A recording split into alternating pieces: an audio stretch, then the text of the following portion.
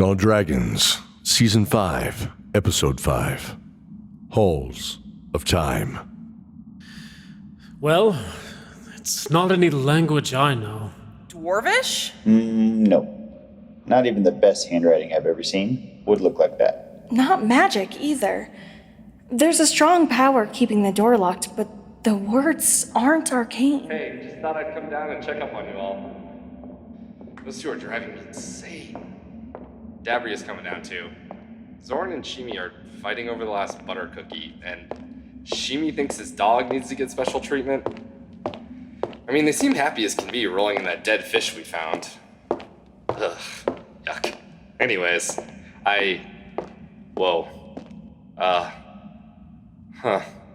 What? Do you see something in these letters? The torchlight illuminated the carved symbols in the smooth stone archway over the door. A pattern of lines drawn downward through the series of glyphs was familiar to the wine smuggler. Maybe? It just says a gift. Something about a gift. What language is it? Hey. It's... Hey, what did you all find back there? It's an old thieves' language. Rarely seen anymore. We saw it a lot in the tunnels around Redvale back in Darkovnia. What language? Yeah, move. Let me see. What the... That's different. A hidden mechanism in the door unlocked, and the musty smell of stagnant and ancient air flooded out from behind the dark crimson door. Soon, it came to rest, revealing a stairway beyond. Let's see what's down this way, I guess. Sophie, guard the door. Let's go.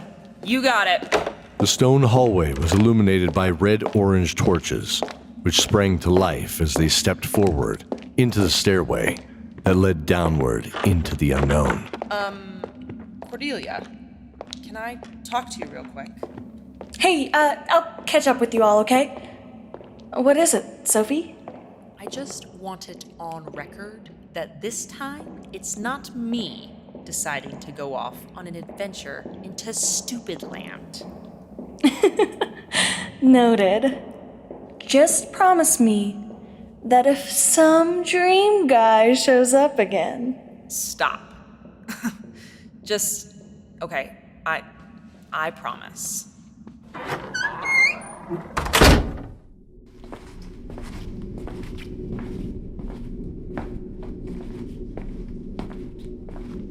The stairway descended floors and floors into the darkness, and just at the edge of their vision, another torch was found and ignited. It was mesmerizing.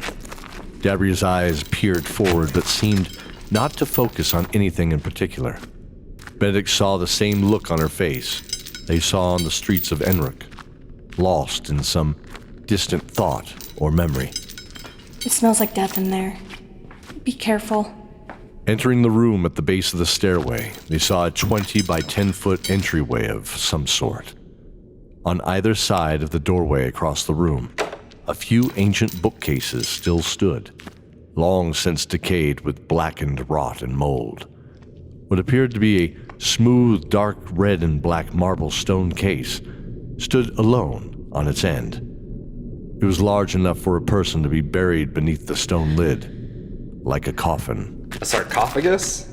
Is this a tomb? Placing it in the first room sure makes it feel that way. But it's a big room for a single body to be laid to rest. And there's another door across the way. Most tombs have a single entry and exit. Let's check it out. Whoa. Wait a second. Let me take a look first. A little bird told me you might need to check for maybe, I don't know, some traps? Yeah. Scottmere rubbed his bandaged but now healing thigh, injured from the traps in the room above. That could be a good idea. Don't want you getting shish kebabs, too. Smart. All right, go ahead. There are no pressure plates on the floor here, but there is a latch on the door. Here. Seems alright. Benedict, give me a hand here. Okay.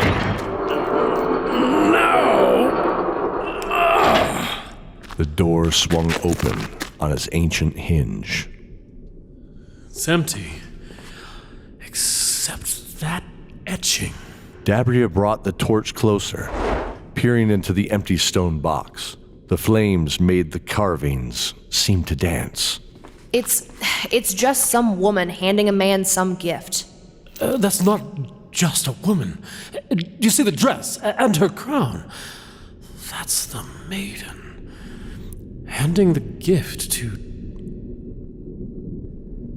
the ferryman. DABRIA looked at the lines on their faces as a memory long thought to be lost sprung to her mind. Papa! A log burned in the cobbled and mossy fireplace. She could see the snow outside, gently falling across their plowed and now empty fields, and hear the sound of the waves 100 feet below the cliffside, crashing. The occasional gentle creak of the windmill's giant blades was cozy and expected in their humble little home. Papa? A man sat in his chair, white mutton chops framing a gentle smile behind icy blue eyes that twinkled in the gentle firelight. She saw her young arms, no older than 10, reach out to him as he held a toy out for her, shaped as a carved wooden bear with a single red bow around its neck. Oh, wow, Papa. I love it. But I didn't get you anything. Oh, here's a feather for you, Papa. A beautiful feather. DABRIA? Hello? Hey, DABRIA. You alright? What? Yes. God, I'm fine. Get off me. Whoa there, Cranky Pants. We just want to make... Shut up, Vash. Come on, let's go. There's nothing. Jeez. Wait.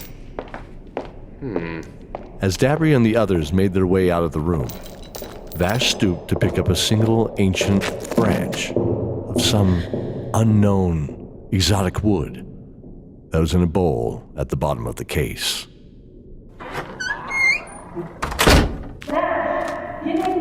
Coming. 1 sec. Whoa. Vash found them all standing in a large stone room. The smell of ancient dust was now unexpectedly frigid and cold.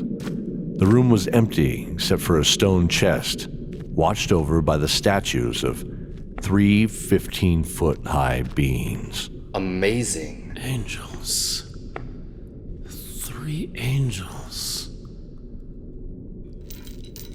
Beautiful. Their wings are like a dove's, aren't they? But the faces are like ours. Well, maybe not Scottmere. Hey, under the right circumstances, I believe I can fly. Are they good creatures? Not creatures, my friend. Holy warriors. Defending our world from forces of darkness. So, basically you? No, not me, Scottmere.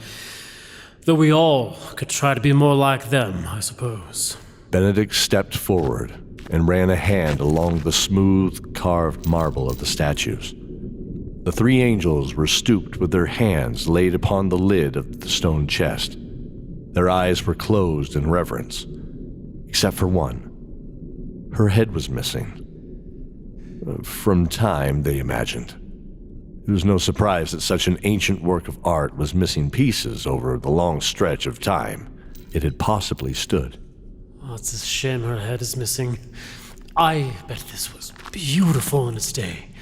Look, there's silver under some of this dust. Oh, it's amazing. What about those markings? Yeah. Or that book. Book? Can I see? Absolutely. Vash stepped to the stone chest and picked up the small leather book, handing it to Cordelia. I don't know these markings. Is it a language? Let me see. Yeah, it's,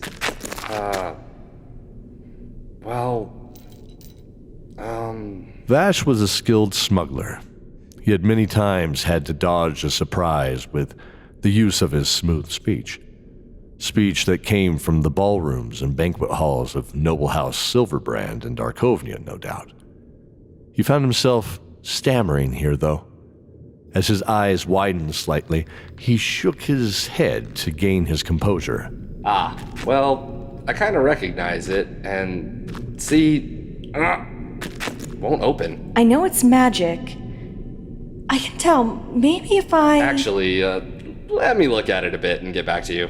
I'm not sure we want to do anything until we figure out what this means on the cover. That's fair, but I could... Just trust me on this one. I have an idea of someone who can help, but they aren't here. Oh, all right. Sounds good. Well, then, what about the symbols on the box? Those look kind of like what we saw upstairs, right? Yes, Relieved at the change in subject, Vash tucked the book into the back of his worn dark brown belt, just to the right of his quiver. He quickly knelt down in front of the border of markings, just below the lid. If the cycle of death should again be broken, inside here lies the hero's token. 3 sisters watch and 3 sisters pray that their shadow can't return one day. Is this it? It mentions something about the lost children of the elements. It doesn't make much sense, though. Huh. Try it. Fire, earth, water, air. Birth 4 children without care. Raised in anger and nurtured spite, they turn themselves away from light. Beware the blank, the... Yeah, it just breaks off right here where it's been chipped away. With an axe? Nah, no axe did that. Something heavy and wooden, like a maul or a great club. It's got stress marks from the impact here, all around it. You know the stone as well as you know my wine. Probably better, actually, but your wine is tastier. It looks like it continues, though. What does that say? This is where it really doesn't make sense. Check this out. 6 plagues to oppose the 6 temples. What 6 temples? I don't know of 6 temples. Unless they have been lost to time. Who knows what the world really looked like before the stone was destroyed? But it doesn't sound dangerous. Well, yet, I suppose. How does this open?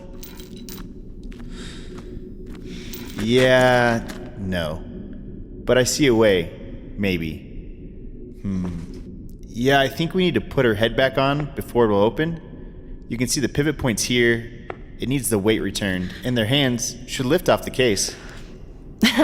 It would be huge if it's anything like the other ugly things. What? I doubt it was taken very far. Come on, let's go back this way.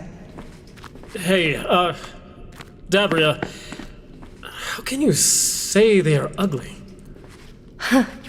When you've seen what I've seen, when you've hoped like I've hoped, you learn real quick that angels don't exist. But DABRIA, they do. If they didn't... They don't. They do. Dabria's golden eyes widened at the Paladin's outburst. You are blinded by your own anger so much that you can't see the truth. We can all be angels if we choose to be. What? Stop trying to save the world, Benedict. It's only going to hurt you in the end. Some of us are beyond redemption. Now back off. No. I'm tired of your self-loathing. It only makes you weak. What did you say? You heard me. Wow. Stop here. You think we can lift it? Dabria's trembling hands let the coil of her whip drop to the floor as they entered the next room where their friends were waiting. Choose your next words carefully, Your Majesty. Oh, I see you for who you really are. King of your own self-righteousness, sitting on a throne of lies. DABRIA, Benedict, stop. Look. No. What? Her eyes widened as 3 snake-like shadows twisted around a large marble head on the ground that matched the others. DABRIA slowly approached it. The light from the torch illuminated its soft features as the shadows retreated into the darkness.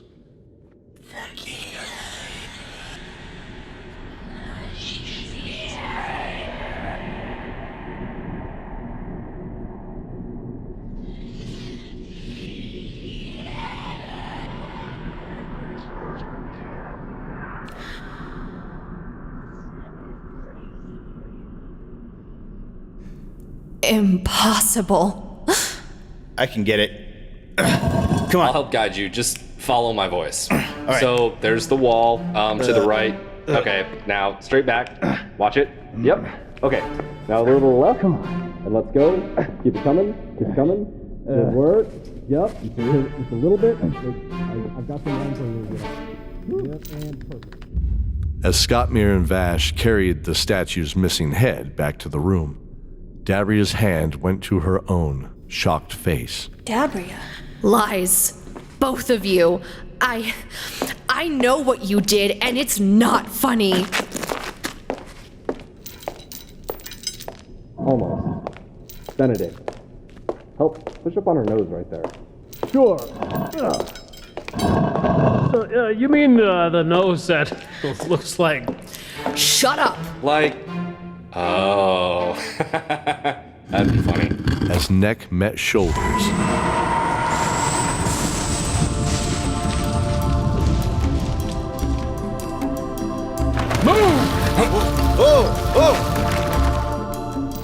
Well, that's a rapier if it had the hilt assembly still. That's it. Zoran's gonna be happy. Looks like there's a leather bag with some random jeweled chunks in it, too. Grab it. We can investigate more when we get back to Garnet Keep. they stood again in the war room of Garnet Keep. The smell of the rich smoke blended with the welcome rich mead in their copper chalices. Zoran sat in a chair, lovingly admiring the blade once again in his hand, lost in his own thoughts. It's beautiful. Oh, put this one there. Excellent. Yes. Well, they fit together like this. I'd guessed a jeweled hammer. Probably dwarven. Really? What could it be? None of the books here have talked about a hammer like that. None here, but possibly at the Ivory Library. Hello, everyone. Dark Sister. Vash, DABRIA said you wanted to see me? Yeah. Una, check this out. Vash reached into the small bag at his hip and produced the leather book from the Netherspring.